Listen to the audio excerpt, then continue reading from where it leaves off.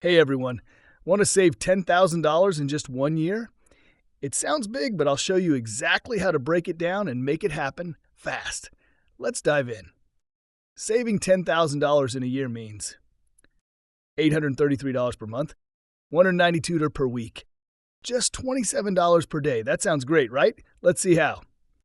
First, create a budget. Use apps like Mint or a simple spreadsheet, then cut back on non-essentials.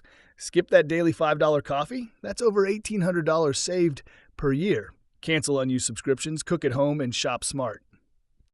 Cutting costs helps, but making extra money speeds things up. Try freelancing on Fiverr or Upwork, selling stuff you don't need, driving for Uber or Lyft. Even an extra $200 a week can add up fast. Make saving effortless. Set up automatic transfers to a savings account. If you never see it, you won't spend it.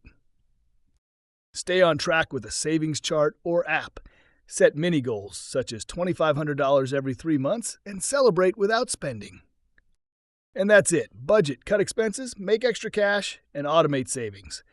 Do this, and you'll have $10K in a year. What's your biggest savings challenge? Drop it in the comments.